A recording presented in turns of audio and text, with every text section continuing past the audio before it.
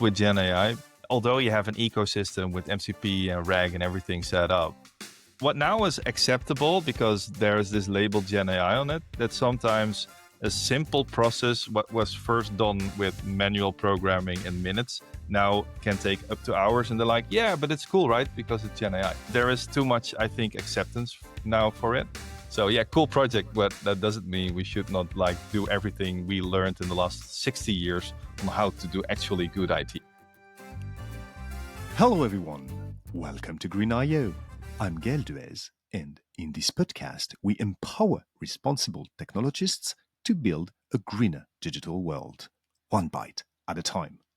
Twice a month, on a Tuesday, our guests from across the globe share insights, tools, and alternative approaches, enabling people within the tech sector and beyond to boost digital sustainability. Today is a first on the Green IO podcast, a first which I have been reluctant to host for the past 3 years. And this first is a debate. Now, don't get me wrong, I welcome the scientific discussion. Actually, I open every Green IO conference with a reminder that these events have been built on 3 pillars, which are respect people, respect planet Earth, and respect science. And I'm proud to have created by these conferences places which I call a diplomatic safe place, where every responsible technologist can debate, question, argue, but always respectfully. A place where we can safely agree to disagree. But I wasn't comfortable doing it on this podcast. Maybe because I'm not confident enough in my self-taught journalist skills. Maybe because our social feeds are plagued with false controversy and cheap punchlines created for the sole purpose of clickbait. Maybe because I simply didn't have an opportunity to have 2 guests who I will trust to have such a healthy debate. And this time has come. Thanks to generative AI. I created these 2 guests via a series of prompts and optimized them for my audience. No, I'm joking. This time has come because of GenAI and its environmental footprint. Over the last 2 months, several studies were published about it, including one by Mistral AI and another, quite famous now, by Google about a medium Gemini request. And 2 of the people which I admire the most in the green IT field started to debate the opportunity and the conclusion of the Gemini prompt study. These thought leaders are Mark Butcher, my favorite old man yelling at the cloud, as he described himself in a famous talk, who is a renowned English expert on green ops, tracking relentlessly the overcost of the main hyperscaler builds for his clients via his company Positive, and helping them to reduce their carbon emissions as well, but with numbers that he has calculated for them, and God knows he loves doing this math. And the second thought leader is Wilco Burggraaf, a Dutch green software champion who is also a serial writer on the energy consumption of our code and a keen expert on pretty much everything related to computing, as he loves to embrace code at very low level, sometimes it's assembly language, and scale infrastructure at high level. So welcome both of you. It's an honor to have you both in the show. And thanks for trusting me to host this discussion between you 2. It means a lot to me. Yeah, great to be here. Looking forward to it. Thank you for having me. You're welcome. So, one of my favorite podcast hosts, Julien de Vorex, who launched the podcast Sismic, loves to kickstart his long discussion with his guests with an interesting question.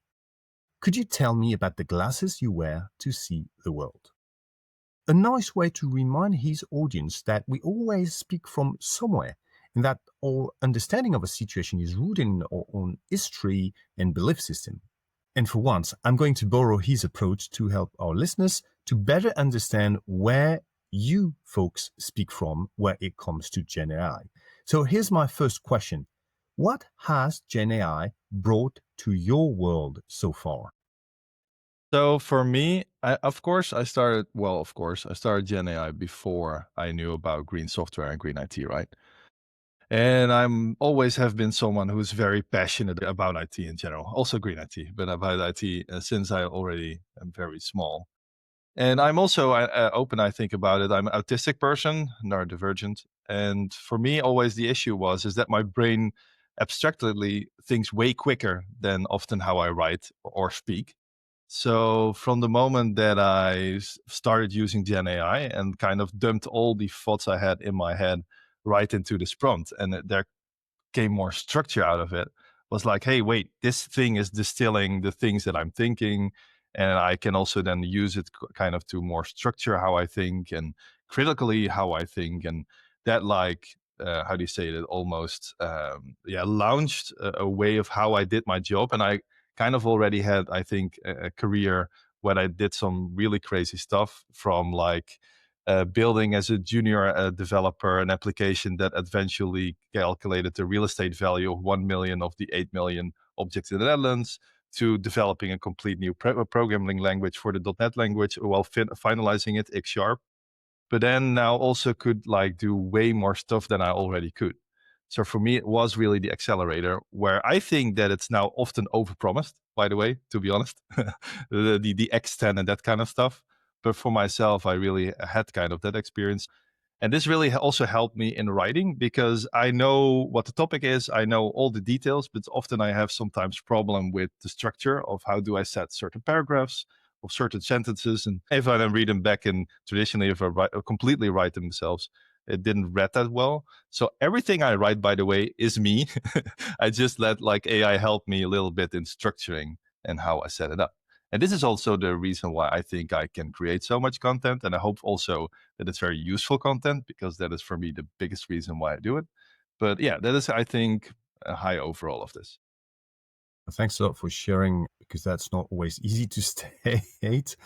And it's exactly what my question was about, like what Gen AI has influenced, has created in your world. And well, that's pretty big what you've just shared. So thanks a lot for this. Mark, what about you? I think you can probably guess the route I'm going to go down. So what it's really brought for me, it's pain, trauma, worry, and revenue.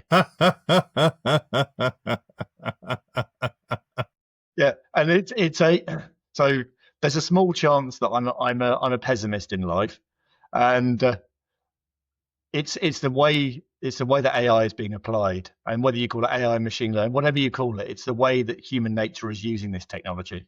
It's pretty nefarious, because there are some awesome good use cases for it, and it's not the technology is absolutely not the problem. It's always humans that are the problem.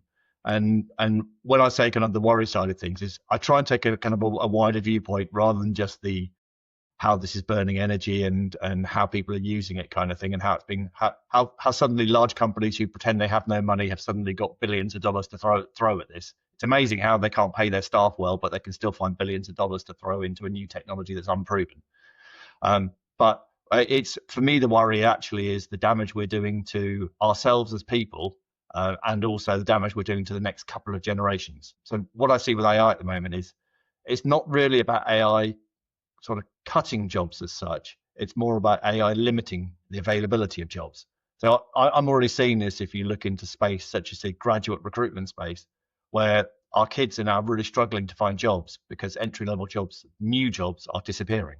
So it's not that large organizations are wholesale cutting hundreds of thousands of people, because they're provably not. But what they are doing is they're slowing their net new recruitment. So suddenly, whereas a graduate recruitment scheme might be taking on, say, 10,000 graduates in a large enterprise, now it's only taking on 50 or 100. So we're effectively throwing an entire generation under the bus, and we're expecting them to go and find fictitious new roles in sectors that don't yet exist. It may be those sectors will arrive in 1 or 2 generations' time, but at the moment they don't. So what are these people going to do? They've gone to university, they've been educated, they spent a lot of money on it, and now suddenly there's nothing at the end for them. There is no upside, and that's why we're seeing a generation who've changed their thinking about loyalty with employers, because they now know there is no loyalty. They know that they can be cast aside at a moment's notice if a machine application or service comes along that does what they do 1 cent cheaper per hour. And for me, and you've probably heard me say this quite a lot, I see it as being effectively, it's a wealth extraction exercise. It's moving more of the revenue away from the people who should be earning it.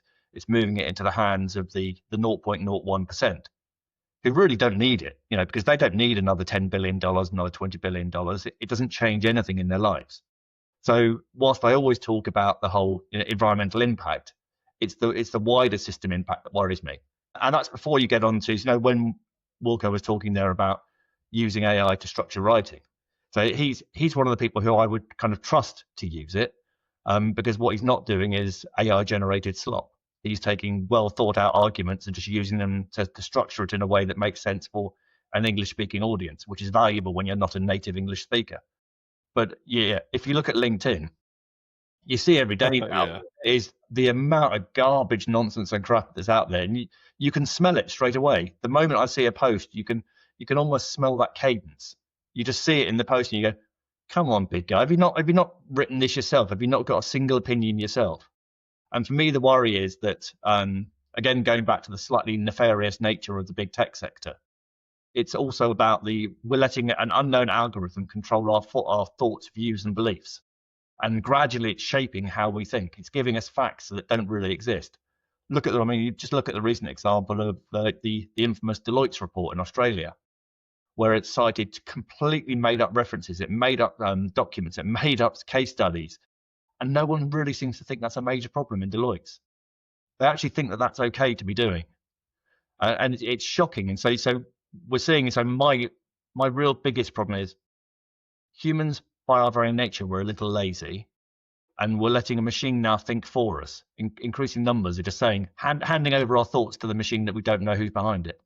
Yeah, I could add something to that, because I really believe that if you would, like, how do you say it, summarize this to the smallest way, is that almost everything around AI is like a get rich quick, or almost a scheme, literally. So do something very quick without actually doing the work. And I think this is also creating inequality in a lot of ways. So if you now, in the current, if you go to school, if you do it like how it always have been, and then using Gen AI, you're getting like the answers without having the mental challenge, without having doing the work. And also, I think expecting everybody already from the first second use Gen AI when they start in the workforce, you're not learning actually the basics. You can use Gen AI for that, but I think it's skipped a lot. And I think that because of that there is becoming a very big gap between people who already had a lot of skills and then can use Gen AI to become better, and a lot of people who just use Gen AI but do not improve themselves. And that inequality in a lot of ways is I think very bad. And the other thing that you mentioned, Mark, is also to the business cases. I think even the one of the biggest one is like using Gen AI for code generation. The whole setup now is that it simulates a developer, while we know, because there has been 20 or 30 years of code generation tooling and models, and we already could do this before Gen AI was here. And the whole thing now is how we get it delivered is in a way where especially more money is made with it, because you need a lot of hardware for the coder simulation, and it costs a lot of, how do you say it, services. Well, there are way more efficient ways to do it, like more low code almost kind of solutions, but it is not profitable for the people who are now delivering it. So in a lot of ways, I'm agreeing with you on that, I think. What is interesting is that your point of view, to keep with the metaphor of the glasses, are from very different perspectives. Wilco, you really started from your own perspective as, I would say, a micro perspective. Like, for me, it has helped a lot because the tools are powerful if used in a smart way. You came from a very macro perspective. Like, if we don't pay attention, I'm really scared because we are sacrificing 1 or 2 generations for the sake of more profits, rather than, hey, we found an interesting tool and let's think a bit before scaling it, how we could leverage it for the greater good. I'd also step it out even one step further, which is, this is an entirely kind of societally selfish kind of point of view, which is we need a tax base, right, to pay for all the things in society. We have particularly in the West, we have a rapidly aging society. So we need more tax revenues to pay for the things that are needed to support society. And the problem we have is by this whole wealth extraction path, So let's assume that an organization massively adopts AI and they reduce their headcount overall over time hugely.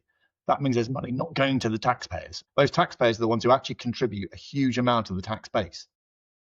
Because we all know the 0.01% who this is actually going to do not pay the same marginal rate of tax.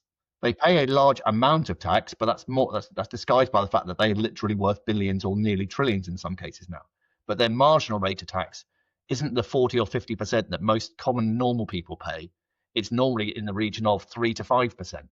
So all we're doing is we are hugely reducing the future tax take in nation states. And that means, how are we now going to pay to support society? And we hear this nirvana being spoken all the time, which is the universal basic income. The argument I get thrown out every single time, which is, it doesn't matter because AI is going to enable us to have this lovely way of living in the future. We're going to have time to sit around in the fields and write poems because we will have a universal basic income, because the billionaires will gift us that. No, they won't. That's never going to happen. It's never, ever going to happen, because if it was going to happen, they would already be doing it. If it was possible and they were willing to do it, it would already be here. We know that we could already be solving world hunger if we wanted to. Yeah, I would even make it worse. So that they now kind of monetizing knowledge and productivity through Gen AI. It's something that a lot of people, I think, don't see coming yet, because a lot of people think Gen AI is free. Of course, you're then the product, but no, this is the case. A lot of people think Gen AI now, the free versions are good enough, but at some point, they're gonna eventually decide what you have access to and what not. And we thought Google already did this, but Gen AI will be next level in this. Sure. We can also see some similarity with actually the discovery of the internet technology, with a lot of mistakes being done, safety not being applied. You think about cybersecurity now, it's pretty obvious for everyone, but it was like an open bar 20 years ago. And this is the same approach that we discover technology, we scale it, and then suddenly we realize, oops, we did some mistake. But I got you, Mark, with the money transfer and the wealth transfer and all the issues. I think the scales make it even scarier. Now it could also be argued with a few good laws or regulations or open source alternatives. Things could get in a much nicer direction, I would say. But that's beyond the scope of this podcast. So okay, so I got both your point of view. I think we could debate about this high level stakes, and they're real. And thanks both of you for sharing them. Now, most of the time, not most of the time, but for many technologists, for many people working with tech or in tech, the first approach to what is a responsible use of AI comes around its environmental footprint. Before, Mark, as you say, the wealth transfer. So I'd like us to focus on the environmental footprint for a moment, and especially about the discussion you had when the Gemini report went out. Because over the summer and the back to school period, I think we've seen the Google's report about the Gemini prompt. We had also the Mistral AI LCA, and a bit more recently, this very interesting research paper by Ms. Falk and quite a lot of other contributors as well on the LCA of an NVIDIA chip. And I think it was very interesting to see how much debate it created and discussion it sparked. And what I found interesting is that, and this is really why I wanted this first question for the audience to understand, where do you speak from, and actually how much you have already in common, and how much you value a more sustainable world and a more respectful world. But you didn't agree that much about the value of the Gemini report. So maybe once again, Wilco, would you like to start and tell us why you were, I would say, optimistic or cautiously optimistic about the fact that they produced this report? Yeah. So maybe I should more first take it high over. I think, by the way, so eventually you end up, why do all these hyperscalers and other companies build so much data centers? And that has on kind of the biggest impact. And a lot of people have tried, also companies, to bring that more to almost the usage, right? The prompting, that kind of side. So eventually I will end up, I think, where I will say, like, there are reasons why we build so much data centers. And I think that is a bad thing. But let me go to a little bit in the details, also some numbers. So if I not even look to any of these reports, and if you would say just for my session that I use with a GenAI engine, I'm using that maybe on a. I always say GenAI, the workload of inference is very predictable. It's between 70 and 80% of the TPU or GPU. So time getting as quickly as possible from value. So the first prompt to value is almost a good start. But then going to the numbers. So from that perspective, if you understand kind of the hardware that is behind it, and you're not looking at the reports and just really from the bottom up perspective, and you would say, like, if you take a range between 5 and 1500 watts, that is like a ballpark range, a really big range. And you look at it from that perspective and you say, how much watt hour is that then per second? Then you eventually end up between 0.14, sorry for the numbers, but 0.14 watt hours and 0.42 watt hours. So that is kind of a range. And then if I look for the Netherlands, we have on average in a few years ago, we had 220 grams of CO2 per kilowatt hour. So that is around, like, per second, 0.03 grams to 0.09 grams of CO2. And then you have the water. And I'm the most uncertain about the water perspective. The main reason is because I think the science is still, it's difficult. Like with data proxies and networking, it is a shared, complex, certain resource we use. So, but also there, if I have that to do a ballpark number, that would be just on that 500 to 1500 watts, including PUE and everything, would be between like 0.25 milliliter and 0.79. So if I then extract that to the following concept of, like, you have like 11 million units sold in 2024 and 2025 by NVIDIA. So TPU related units. If those units in like a certain setup would run for a whole year, like say 2025, that would be around 33 terawatt hour. So if we increase this year to 600 terawatt hour, I believe it's maybe not the numbers that you often hear, that we go to the 700 and 1200 terawatt hour in just 4 or 5 years. What I'm aiming at is, like, this is like lower than you maybe expect. So what is then the reason that they built so many data centers, especially in the USA?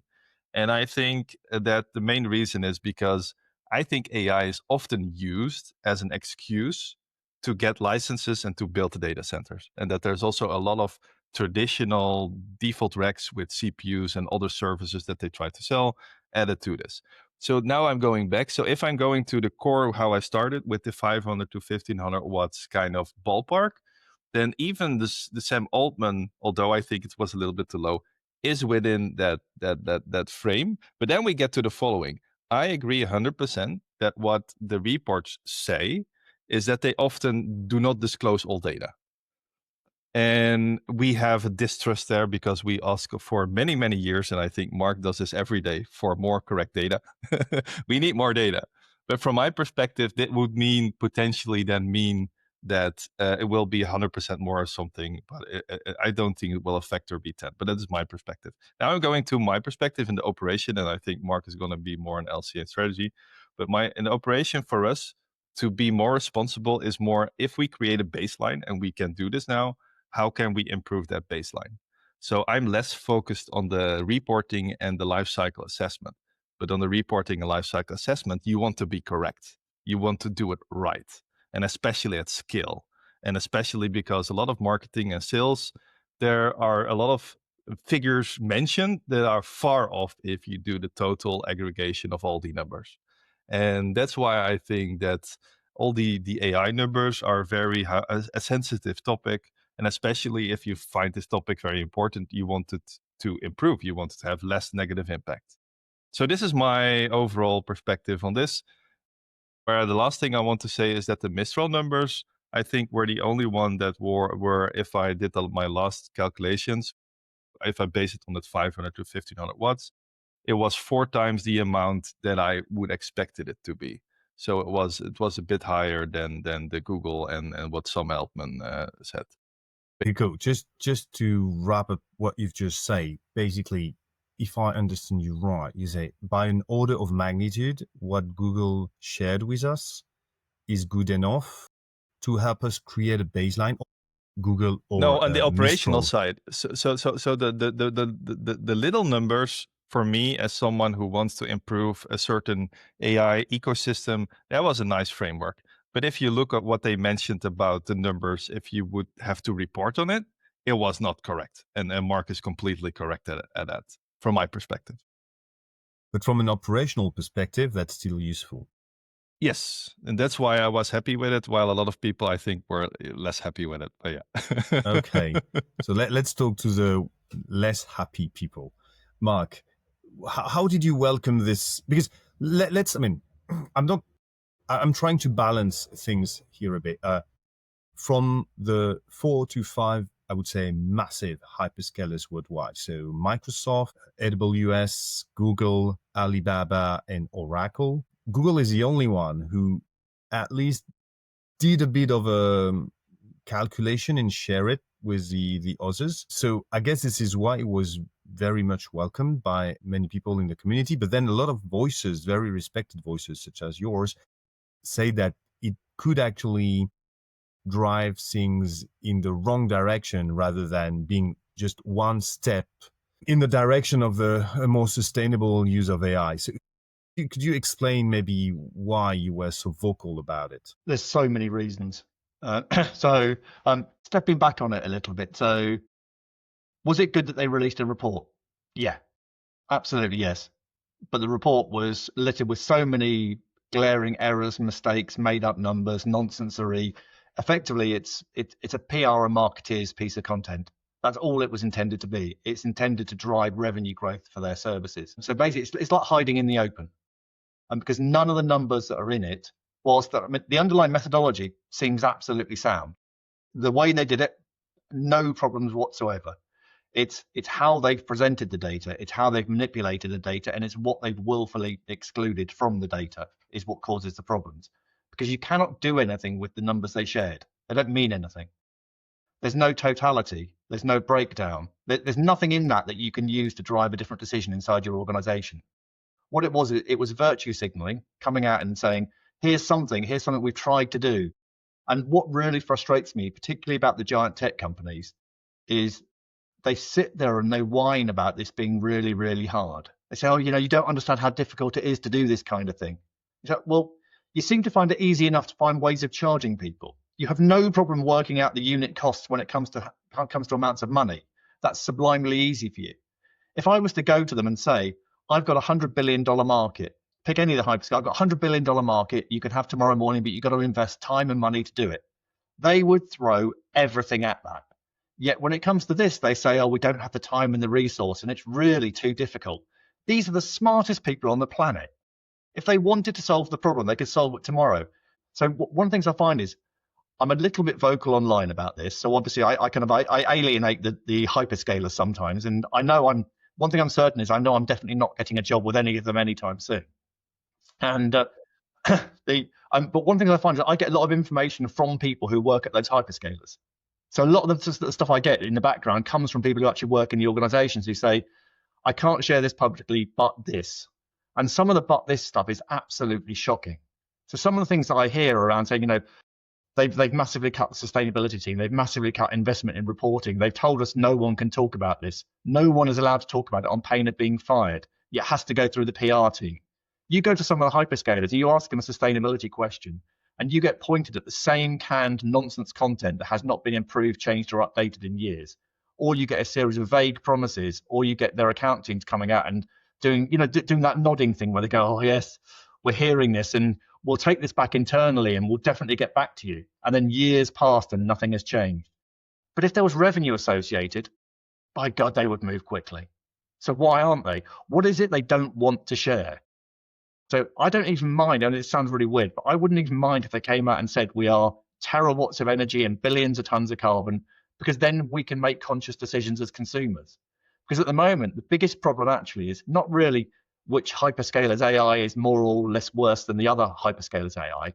It's actually people want to be able to compare. They want to be able to make decisions about, do I put this on premise? How do I optimize it? How can I make the most efficient use? And at the moment, so I work with development teams, engineering teams, finance teams, And the same questions are coming up. They go, we just don't know. We have no data that we can use to frame it.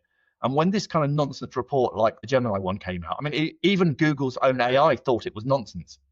So the analysis that I did of it, I deliberately used Google's Gemini to do the analysis of it just for fun. I thought I'd troll them with it.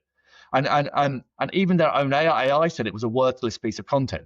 It said it was low quality, low fidelity, and of no particular use to anyone, but it was good for marketing. That was basically the summary of their own tool set of their report. Because the problem is when you get these metrics, you can't do anything with them because they selectively pick things like they did market-based emissions instead of location-based emissions. Why would they do that when their own carbon reporting tool uses location-based emissions? They deliberately selected a median prompt. What that meant was they excluded all the stuff that people are actually doing in the large. We agree on the median one. The median was really bad. Complete rubbish. And what they didn't do is there was no totality as well. So you can't even tell the scale of this thing because they didn't tell you. When someone tells you it's this X per prompt, I saw that figure being abused so quickly in presentations everywhere where engineers literally go, guys, we don't need to worry about the environmental impact of our AI now because look, it's only 0.01325 whatever. I have an addition to that. I find it really important. So because I get this question a lot on location-based, what you already mentioned, if you have 3,000 GenAI containers, you're already getting into the kilotons. So, and this is, people are so bad at big numbers, sometimes myself as well, that they hear a small number. So I agree myself with the small number, but if you total it, it really adds up over a whole year very quickly. Mark, I need to unwrap a bit of what you say, because at the very beginning, you say something super important, and that I've heard a lot, that the methodology and the people behind the methodology at Google are pretty good, are pretty sound. And this is something that I've heard a lot, and that created a bit of a confusion, like they respect it. So the methodology is okay, but what frustrates you is the data they provide via this methodology. Am I getting it right or not? So the people who are doing it, really intelligent people who know exactly what they're doing, they're experts in their fields, the technologists are brilliant, they build highly efficient services, they use the right calculation, they just put the wrong data into the calculation. Okay, got it. And then they obfuscated the output to yes, obfuscate, that is the right word there. I'm really glad I managed to say that. I'm not going to say it again because I never say it right. So what they did, they basically played with a number until it manipulated it, until it set the narrative they wanted to get out there. So they went, how can we make this look good? Well, let's divide X by Y by Z by this. And eventually they get to a number which is so small, as Wilco said, no one can roll it upwards. No one can get the totality of this. And the what is missing is the total number. Like, okay, overall, we emit that amount of location-based carbon emissions. And second is also the way they used a median, which is completely out of context. So people will tend to say, okay, one prompt equals that amount of grams, even if they actually uploaded, I don't know, 20 pages of a previous report and tons of data, etc., etc. Are the two main pitfalls that you see? Because you said you had a lot of things against this, what you named a PR exercise, but is there any other aspects of this study that you're against? So the exclusion of training on its own is so vast, it's unbelievable. Anyone who consumes AI, this is a bit like, the whole scope 3 side of things. You have to take accountability of the impact of the training in the first place. And no one knows how big that is. No one, because no one's sharing that figure. And the problem I have is even when you took, say, the thing Sam Altman wrote, in his very detailed blog, which just made up a figure, which was plucked from the PR bin. And you look at the numbers that he's using, when you actually add them up to what they claim to have, nothing adds up. Nothing makes sense. It doesn't add up to the investment they claim to have made. If I was an investor or some of these figures, I'd go, hang on, why do you need 100 billion? Mark, isn't that the issue that I think sat with my 33 terawatt hour? Even if someone would say that is not completely right, if you double it, I know 100% is right, but it's still a too small number to the investments in the data centers they built and everything they do. And it doesn't align with what we're seeing about the increase in power consumption in all the major territories. I mean, if you look at things like in the US, coal consumption has gone up 20% in the last year. Hmm. So even though they talk this nonsense about we're investing massively in renewable energy, actually that's just like scratching the top of it. They're in the background, they're deploying gas generators, they're massively increasing coal consumption. So actually this claim about, and they all say we use 100% renewable energy. It's like, no, you don't. You're not even vaguely close to using it. You're using like 10% renewable energy and you're buying a bunch of offsets for the cheapest price you can. Yeah, but that also happens in a kind of interesting way. So data centers often work with multiple contractors.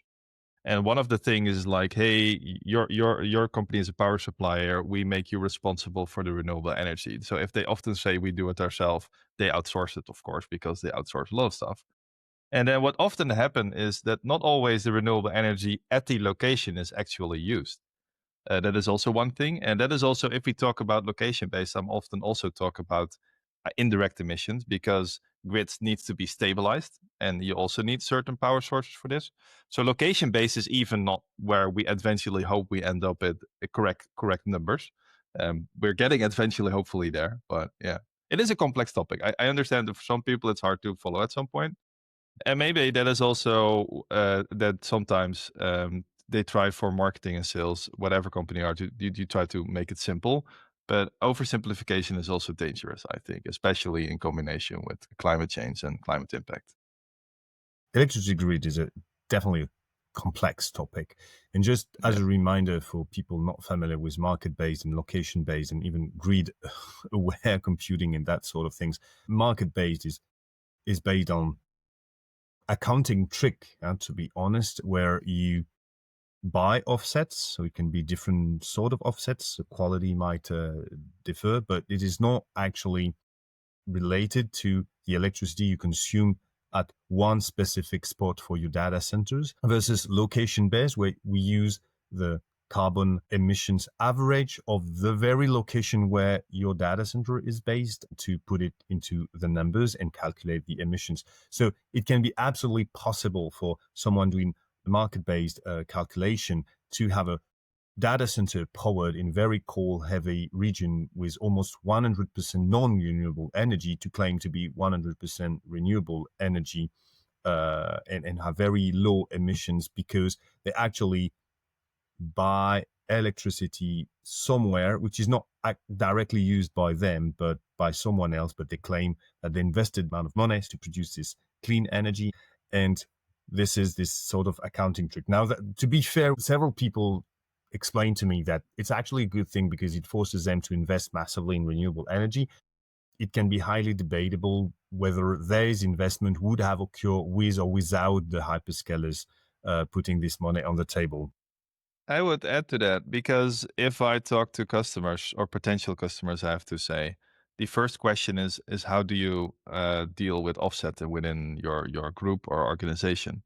If they say, well, we buy certain biodiversity or credits and that kind of stuff, it already creates for me like an extra, makes it more difficult to potentially convince is I think not the right approach, but to eventually explain why they should do something, because then they often say, well, yeah, but we have no incentive to even start. And if a company says, well, that is less important for us, then the next conversation is like, okay, but our power is 100% green because we have a green power contract, so that's cool. And then often the debate is then, well, discussion is more, okay, so do you take into account then CO2 or do you want to mainly focus on kilowatt hours? That is kind of the conversation I keep having almost every week. So for me, it doesn't make it easier to have a good conversation for green AI or sustainable AI related work. I think it's also, whilst there's a little bit of obsession about kilowatt hours and scope 2, which effectively is what you're talking about there, the whole power related emissions. Yeah. It's really important to note the huge amount from scope 3, which is the construction, the manufacturing of these GPUs, Yes. TPUs, the technology itself. And then don't forget the wider impacts of things like the water consumption, which you touched on earlier, Wilco, which is no one's really aggressively looking at that. And some of the data centers in which this stuff is deployed, wow, they are water hungry, particularly the ones in the US. European DCs tend to actually be kind of better in their water usage. And I know data center operators get quite frustrated when they get the water conversation thrown around because some of them are highly efficient, but a lot of them really aren't. And we are now seeing issues, and this is where one of the challenges I see is the societal impact again.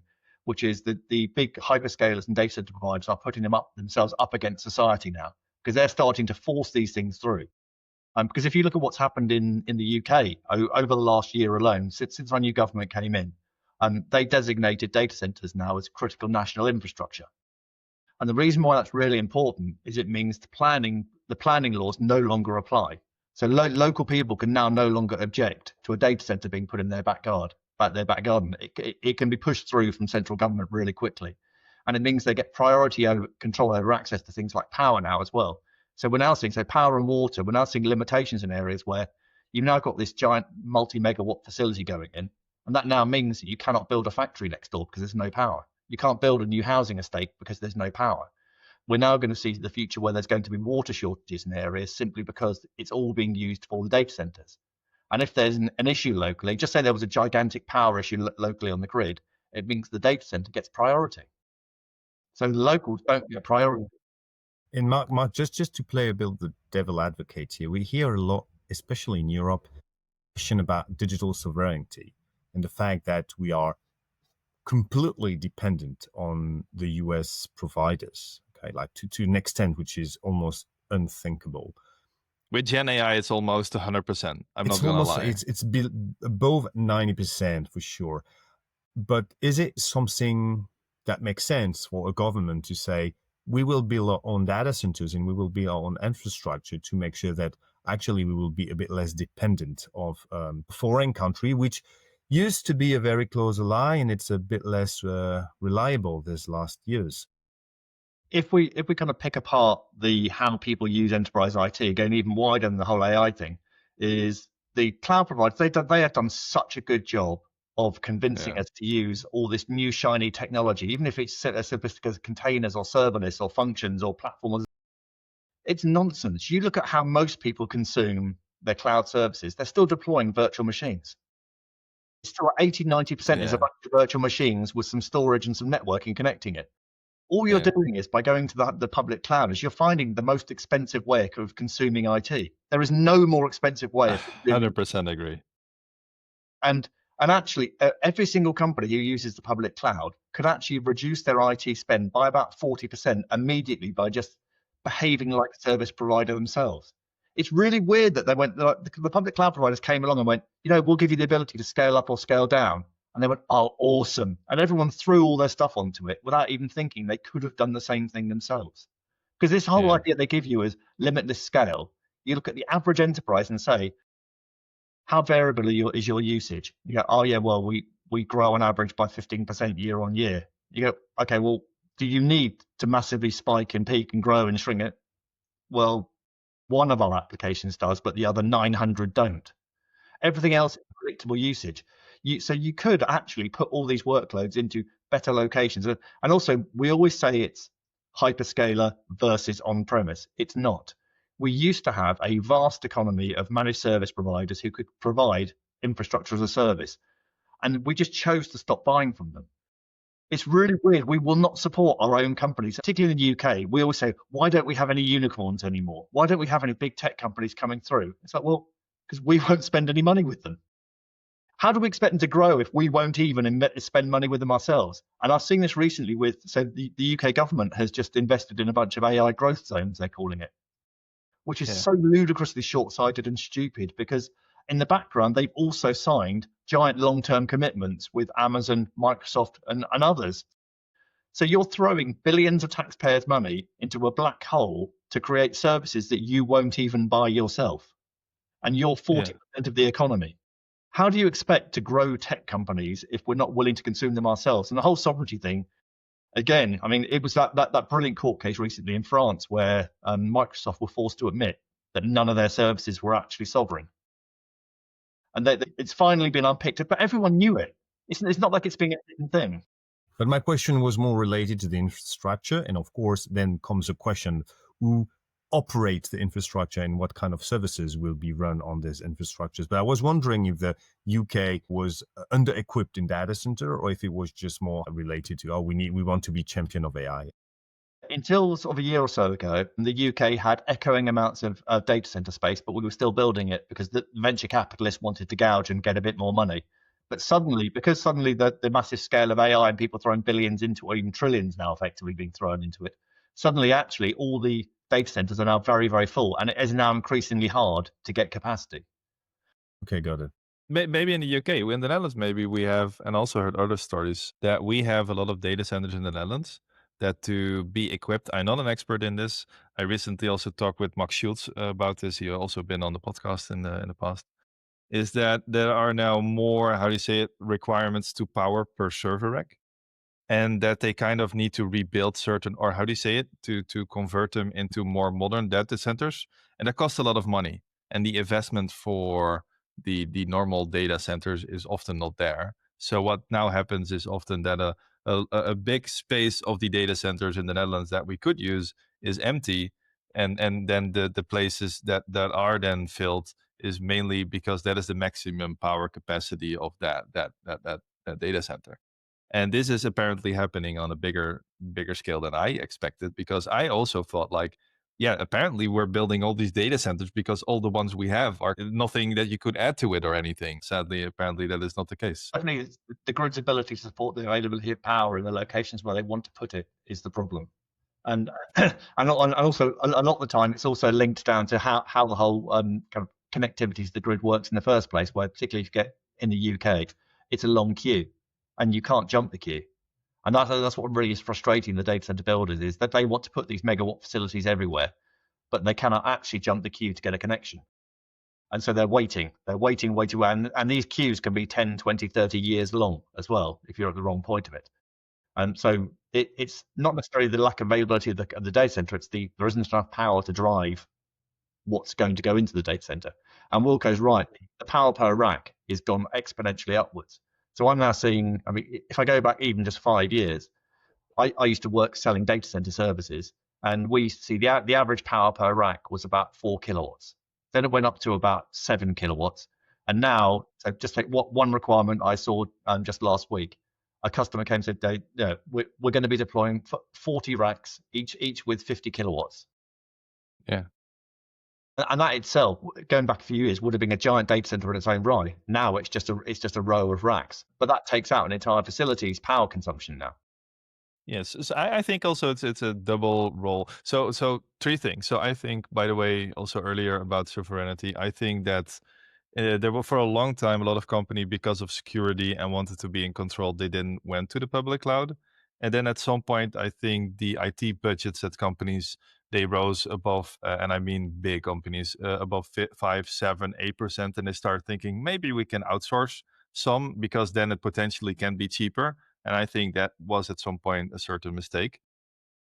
And also, Wilco, if I can interrupt you here, was really an OPEX versus CAPEX approach. It was mostly from financial perspective. Like, we want to reduce our CAPEX, so let's put it OPEX. Sometimes the deal were not that smart. Sometimes it was, sometimes it was not, but it was still looking good on the accounting sheets at the end of the year. That was actually one of the biggest changes, was the international accounting laws.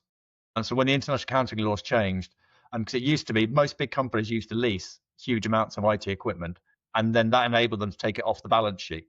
And going back it must be about 8 or 9 years, maybe a bit longer, when the international accounting laws changed. I forget which one it was. It's IFRS 13 or 17, something like that. It changed to meant that leases were no longer off balance sheet. So suddenly all this debt came piling back onto the balance sheet, and the accountants went, no, we don't want that. And so things had to be bought as a service, and it had to be a true service. It had to have scalability. So that was when suddenly the public cloud looked very attractive, because they could suddenly take all this back off the balance sheet. Oh yeah, so I believe that because we cannot fix this, especially for Gen AI, without kind of government. I believe, because I think that companies apparently now are okay with how they set up certain contracts and how they operate right now. Max Schultz gave a workshop, and we had to think from the Dutch citizen perspective. If you look at just a Gen AI kind of situation, so if you have like 100 euros, there was, I hope I'm having the numbers right, but 25 euros is an example. 25 euros went to the USA for a Claude or an OpenAI. 25 euros went to NVIDIA and Microsoft in the data centers. then 25 euros or maybe more to China and Taiwan and India to build stuff kind of what you're running. And then maybe of the 25 euros was then eventually spent in Europe, but then potentially through Luxembourg, kind of without any tax payment kind of going on. And his perspective was also to let us think, okay, from a citizen, what do we want from government to change to maybe fix this issue? And I kind of also came to the conclusion, I think we cannot, like, how do you say it, break this paradox almost without, I think, certain government rules and European rules and that kind of stuff. I think we even need that more than an extension on the how do you say it, CSRD or that kind of stuff. Yeah. And the problem I see with that is we all know the power of the tech lobbyists. So every time, I mean, the EU, who are accused all the time publicly by the tech sector of being draconian, holding back entrepreneurship, holding back investment in things because of their ridiculous demands for open reporting. How dare they want them to actually report the truth? And then what happens is the legislation comes out. It's quite hard on what it demands to be reported. But then gradually over the course of it going into actual production and getting put out there, it gets diluted again and again and again when all the big players in the background, it isn't just tech, it's the other big enterprises putting pressure on to say, we don't, it'll be too hard, it'll hold us back. We can't possibly have this. And then you see the president coming over and pushing the same narrative. And it's all designed actually to enable them to do whatever they want and get away with whatever they want, whenever they want, with no transparency and no accountability. So maybe on that specific point, and of course we can go on and on from a citizenship perspective, but if we go back to a professional perspective, because this change in legislation and in the behavior of our elected, I would say, officers doesn't seem to happen anytime soon. So what can we do from our own perspective, at our own level, from maybe only operational perspective, but also maybe strategic perspective? Okay, so we got it. Brussels should do things way better. We should have better laws, better regulation, pushing open source solution, pushing for solutions based in the UK or in the UE. But right now, what could we do regarding what we've learned or didn't learn from these reports to reduce the environmental footprint of GenAI? I could start with that, I think. So I believe that currently, because of many different reasons, there's a lot of overhead in the use of GenAI, also in the, how do you say it, proof of concepts that are going on without often a clear return of investment. But if you are knowledgeable in IT, there are a lot of things you can do that eventually it make it more lightweight. Only kind of use it when it's really when you have to. But it's also then reducing the cost, because I think because of FOMO, I think that was also kind of how is a connection with earlier what Mark said. A lot of companies do things from FOMO, but now start realizing, like, yeah, where we don't have an unlimited, I have to say, IT budget. What you currently see at a lot of companies in the Netherlands and Europe is that the IT budget, there's a lot of pressure on it. That's like that the CFO says, like, this is the budget and you have to be more efficient. It is not always the case, and we all know this, that if you do less, that you also reduce footprint. I always use kind of this generic example where if you, and this could also count for on average how much you actually use your GenAI or that kind of stuff. If you have 1,000 virtual machines on a utilization, in this case with CPUs on 30%, then you do all these kind of things to use less virtual machines to eventually end up in 400 virtual machines. And this is just an example. In this example calculation that I've done also in a lot of presentations, the cost went down, but because utilization went up to 75%, and if you really do a workload estimates, the footprint is exactly the same. So really, I think the business case can be cost reduction, but I think you also need knowledgeable people who understand how to calculate all this stuff, which I think is not as difficult as some companies make it to be. You can make it pretty simple. I always say, if you almost, instead of like CO2 or kilowatt hour, would like make an estimate of all the virtual machines or containers running, even in the PaaS, SaaS, all the solutions, you can do a way better estimate than we often do now. So yeah, I think there's a lot of possibilities. And that is sometimes I say we need more knowledge on that from the operational and also on strategy, I know, but on the operational side. We need to practice more. We need to experience more. We need to more share that knowledge. And I often think that we're now, as a community, are not doing this enough. I think we should do more in this domain. Wilco, just to rephrase what you've just said, because I know you as a very strong advocate of energy consumption being the by default metrics that people should follow even before. I also love embodied carbon. So yeah, but no, I agree. No, I'm not trying to water down the richness of your thoughts. That's not what I intend to do. It's just that as a first rule of thumb, I would say, you would say, go for the energy. And right now you said, even before the energy, go just by counting virtual machines. Am I right or wrong? And time. If you would already, and time. So like I said, CPUs is very complex, even on if you have a lot of containers, virtual machines or whatever. But just with GenAI, although you have an ecosystem with MCP and RAG and everything set up, what now is acceptable, because there's this label GenAI on it, that sometimes a simple process, what was first done with manual programming in minutes, now can take up to hours. And they're like, yeah, but it's cool, right? Because it's GenAI. Overbloating all the extra overhead in these systems. There is too much, I think, acceptance now for it, just because someone is busy on a very important topic. And I think we should be more honest. And as a Dutch person, I'm very direct always on this kind of things. So yeah, cool project, but that doesn't mean we should not like do everything we learned in the last 60 years on how to do actually good IT. Got it. And Mark, what would you say to a responsible technologist not having a direct line to the Prime Minister? So many things. It's a lot of this is we need to stop expecting the individuals at the bottom to solve the problem of making this thing sustainable, efficient, whatever. And also what we need are numbers that make sense to the business. So the greatest success that I've had in this area has been in tying environmental metrics into business metrics, aligning it with something the business actually cares about. And there is no one number to rule them all either, at all. It's always contextual depending upon the persona you're talking to. So what you need to do is to get the data integrated into all the departments that span across the whole of IT, and you need to let them get the number into the format, structure, and approach that they want to use to make their decisions. So you have to understand, how do they make decisions in their space, whatever it is they're doing. But it needs to come from a central repository where you know the methodology is sound, the calculation is sound, and the data is sound, so you can stand behind it. Because technologists in general, they will do nothing with bad data. They're very good at smiling at you and saying that's really good and really wise. And if they think it's rubbish, they will ignore it. But then also this comes back to my point about we need to stop letting our leaders, and our leaders are within our organizations, stop letting them get away with not taking any accountability at all.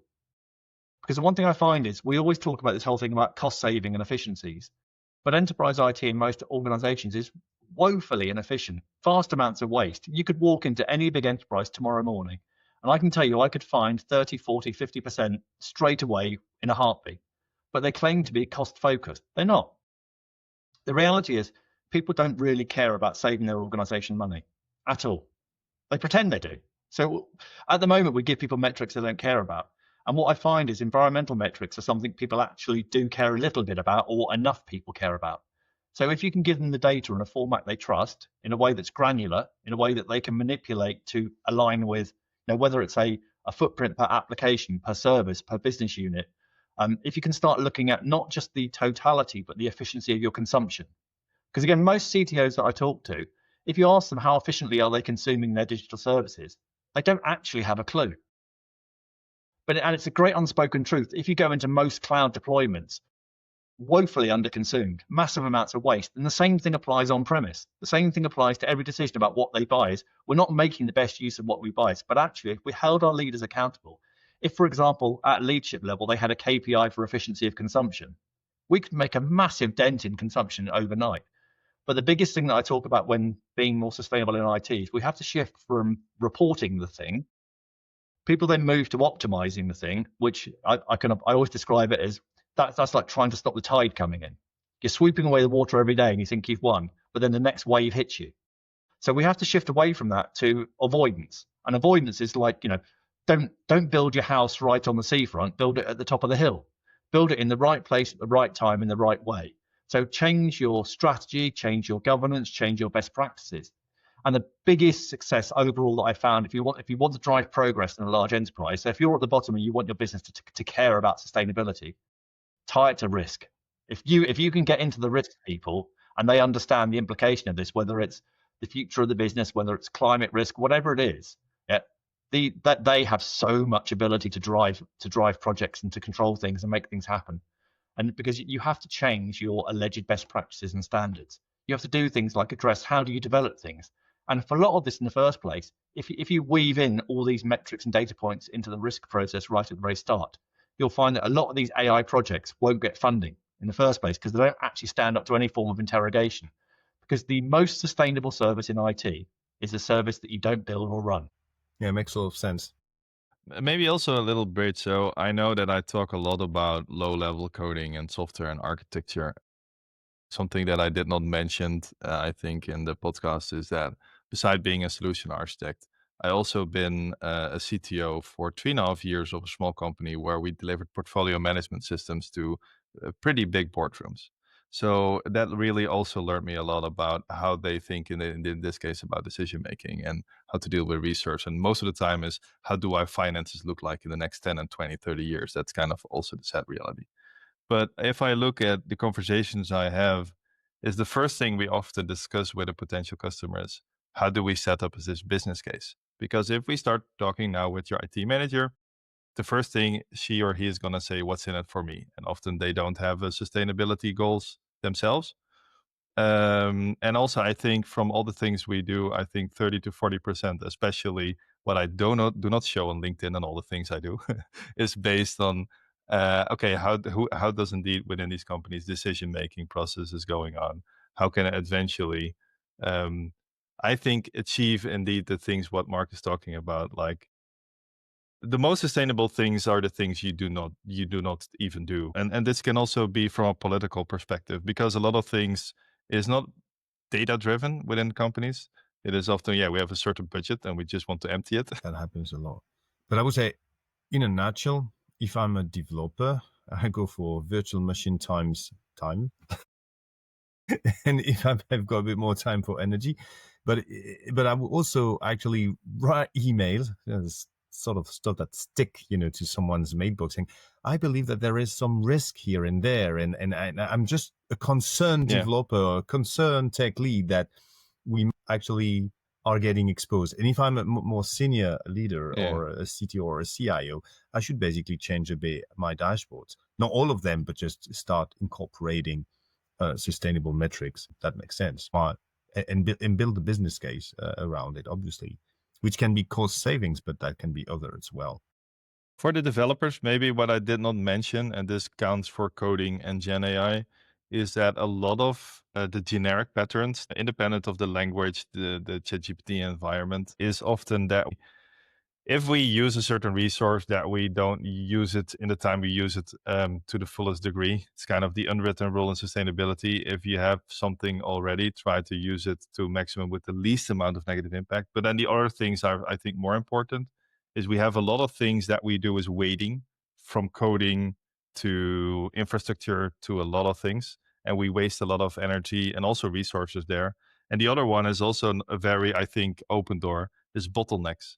And I really use often these kind of core things. And then the for coding especially is more parallelism or async, because a lot of coders, like everybody says, like the most sustainable programming language is Rust or Green, but it's one of the hardest programming language to actually do async coding in. That's what nobody's talking about. And if you want to like optimize your course or GPU or whatever you want to do in certain cases, also with code generation with GenAI. So, and I really believe that there is a playbook, not to measure, but to make more sustainable decisions on code and architecture level with GenAI. But yeah, GenAI is slow, so you cannot use it on whole code basis right now. But if you're like, hey, these are complex issues and I can use GenAI in this perspective, then it can make sense. I made a calculation that if you have one GPU let it run for one complete week, and it would find like in an environment with 10 virtual machines in production running for a whole year, a 10% like reduction in energy use. The week of the GPU was like around the 1% or something, and you still have 9% gain. And this is what I always say, it's almost always about scale. So if you want to like make every application you have green, or use GenAI, or with everything you do, of course, from principal perspective, I would love to, but often focusing on certain things that scales where you, I think, can have the most positive of least amount of negative impact is, I think, very important. And there's something going from that as well, which we should probably touch on if you had the time, which is, this is all talking about the how you build, how you develop. That's everything we've kind of covered here is all that. It's the going from the ideation through to building a service and actually going live. What no one really is talking about, and where AI has such a monumental impact, is we haven't even thought about the hidden waste. The biggest hidden waste that exists in the whole of AI is the user. Oh yeah. Oh, I can talk for hours about this. So I'm also an advisor at GreenPT, and the only thing I can say, there are things that eventually will be developed, especially to this topic, because you can run on a green provider, but it doesn't make the process of how the user interacts with the chat prompt very green. We did some testing in a bank on this exact subject, and it was fascinating. So they took two teams. They took a badly trained team and a well-trained team. And the badly trained team, it was a very simple report generation engine using a large language model to do it. It wasn't ChatGPT, but it was a similar type model. And what they found was the badly trained team took more than 8 times the number of prompts to get the output result. And this was a service that they were looking at scaling to the entire help desk across the globe. And then you're talking of somewhere between like 50 and 75,000 users are going to be adopting this service globally. So for them, that sounds bad, but think about this from the lens of hidden waste. To IT, that would look like a well-run, well-optimized, efficient platform that's being massively consumed. No one cares. But actually, they found there was a 600% cost difference. Yeah. I'm not surprised. So I did kind of mention the getting from the first prompt to actually value as quick as possible. But I had a whole talk, I did it, I think now 2 times for banks, where I also talk about the retry patterns in agents, and how they also deal with, because you never know what you're gonna get back, because it's like a guessing game. That's how I kind of call GenAI. And it can produce nice stuff, but a lot of times it is not the thing you want. And there's so much waste going on. So even not even from only the user, but even the developers, often what they want to do is, I want a certain outcome, and they just make it work without like, they are already kind of accepting that the retry pattern is a given, and no, we're not for now going to optimize it. This kind of things happens a lot. Yeah. But it makes a lot of sense to train users when they are in contact for the first time of a very new technology. And the same happened with the web, the same happened with other sort of technology. It's just that it's so strange that because the interface seems so natural, that we forget this very basic principle that with the new tools come new trainings. But anyway, and Wilco, just before I close the podcast with the usual question, there is something that you said, and I know why you've said it, and now I'm familiar with your way of thinking. But I guess some people might have heard it and found it quite strange. Why GenAI is so slow? Okay, I'm always giving kind of the same example. So let's say you have a reasoning model, and even like if you have, so the range normally is somewhere between 50 tokens per second, between 3,000 tokens per second. But a lot of reasoning models and tokens can be just one character or a combination of words. So, but if you take the following, I always take Kubernetes and then not the product. So this is an, how do you say it, a virtualization platform. But because it's open source, the code is on the internet, and it has more than 20,000, so 20,000 code files. It's like tens of millions of tokens in there. And if you take those tens of millions of tokens and then start analyzing, you start to understanding that just your first analyzing of that code takes hundreds of hours. And that was for me an eye-opener. Oh my God. If I would now write a program that would analyze 20,000 files, it would be done in seconds. Although the matching patterns, I have to give them all up front to eventually find something in the code to do. So I have to kind of give all the input to actually do stuff. And GenAI can more detect on the fly. But often if we interact with ChatGPT or Gemini or all the other ones, sometimes I'm annoyed, especially in demos, that I'm always making jokes like, okay, I'm now doing a demo and you can take some coffee now because before the demo of this part is back. And it already kind of shows kind of how slow it is. So even if you would like to eventually do advanced and on one GPU, so what some people then say, yeah, use more GPUs. But I already can tell you, not only from a climate perspective, but also from a cost, it's gonna be empty your budgets really quickly. If you just go for every solution, just add some extra GPUs. But yeah. Thanks, Liz. One last question, because you shared a lot and that was a very lively discussion, yet not heated. So that's good for the climate. What would be the final piece of positive good news that you'd like to share about sustainability in general, about sustainability in tech maybe? What keeps you motivated so far? For me is that although the news, if you read the news or hear the news or see the YouTube videos or television, you would think that it's not an important topic anymore. And also a lot of companies stopped with their sales and marketing to talk about green IT, sustainability, AI, and that kind of stuff. But I think, Mark as well, I talk to a lot of companies and I am very happy that a lot of companies in their operation, so they kind of moved away to report to the operation side, they actually want to do stuff on scale. That makes me, so of course, we're going to not stop the tide, Mark. I agree. But I think that whatever happens, and I think the climate is going to get worse, that we're going to have more, how do you say it, scarcity in resources, and that this line of field and knowledge becomes more important every year. You can do some projects at home, but if you really want to how do you say it, improve this field, you kind of have to do this more on scale to really start understanding how this works and how we can do this. So that these opportunities are actually there and happening makes me very positive. Okay, got it. So the scaling is starting to happen. Okay, great. And what about you, Mark? Yeah. I know this is hard. Doom and gloom. Try. Oh no, they forced me to be an optimistic. Ah! I'm bleeding inside.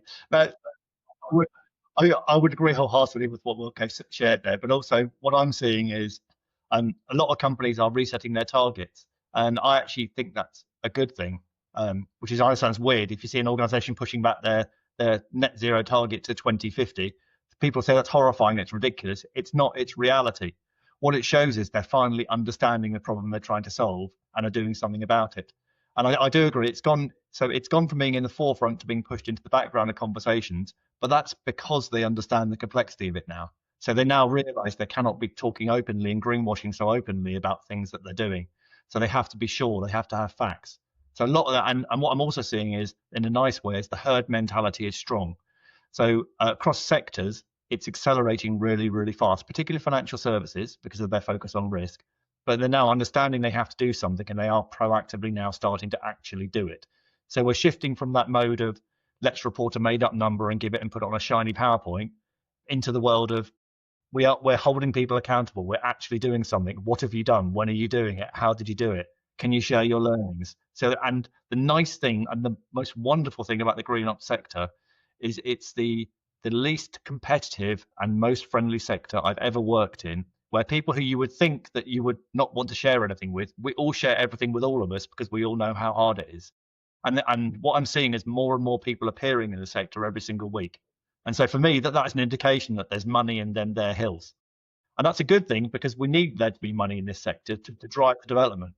And we need the leaders to be educating the people coming through. And finally, probably the biggest thing that motivates me is the generation who are now coming into the workplace aren't prepared to put up with any crap. They actually care about this. You make me feel old, Mark, because it happens also for me. I know. I sat at a meeting the other day with a team of people, and I felt like saying, "Would you like some milk? Are you okay?" And they went, "Oh, I'm the regional vice president. I went, oh my God, I'm old. These people are so talented and they're so vocal, and they will not they're willing to take decisions that people of my generation would not take. Because we effectively took the money and ran with it, whereas they will put their ethics and morals first, and they're willing to move on if they don't get the right decision. And I think that's brilliant. Okay, so I need to interview more young people, which is something that I did from time to time. But yeah, you're right. Let's hear them. But I feel old now saying that. So thank you, Mr. Doom and Gloom. Now, both Wilco and I, we feel terrible because we are actually old. That's my job. By being positive, I've managed to drag you down with me. But you have to tell me, why did you name your company that way, like positive? Yeah, that is a story, It's the especially irony. with a beer. The irony is strong there, because I'm the most pessimistic person you'll ever meet. Power of irony. Okay, well, that was a very fun. I had to stay super focused during your discussion, because a lot of what you said was actually quite in depth, and the concepts were not always pre-explained, because hey, you're both experts. But I think that we really gained some knowledge from crossing, because it honestly was not really a heated debate at all. Not even a debate, but more a discussion on your different point of view, and how coming from a bit more operational perspective or strategical perspective. And I'm being a bit of a caricature here, so don't get me wrong. You're much more nuanced, both of you, on this. We understood why you value or not some of these numbers that are thrown away, and the different approaches that we can have on GenAI. So thanks a lot for joining. Thanks a lot for sharing. I'm pretty sure I will meet both of you super soon at some of the GreenIO events. And yeah, you're welcome on the show whenever you want. So take care. Bye. Bye now. Thank you for listening to this GreenIO episode, because accessible and transparent information is in the DNA of GreenIO. All the references mentioned in this episode, as well as the full transcript, are in the show notes. You can find these notes on your favorite podcast platform and, of course, on our website, greenio.tech. If you enjoyed this debate, please take 30 seconds to give us 5 stars on Apple Podcast or Spotify, or a like on YouTube. Sharing this episode on social media or directly with AI practitioners in your network is also a good idea to provide them with inspiration on how to reduce its footprint. You got the point. Being an independent media, we rely mostly on you to get more responsible technologists on board. In our next episodes, we will crunch data, reporting metrics actually, with Kathleen Berger, who has been analyzing the ESG report of big tech companies for a few years. You can expect tons of good news, as you can imagine. Stay tuned. By the way, GreenIO is a podcast and much more. So visit greenio.tech to subscribe to our free monthly newsletter, read the latest articles on our blog, and check the conferences we organize across the globe. The next one is in Paris on December 9 to 11. And as usual, as a GreenIO listener, you can get a free ticket to any GreenIO conferences, starting with this one, Paris, using the voucher GreenIO VIP. Just make sure to have one before the 30 free tickets per conference are all gone. I'm looking forward to meeting you there to help you, fellow responsible technologists, build a greener digital world. One bite at a time.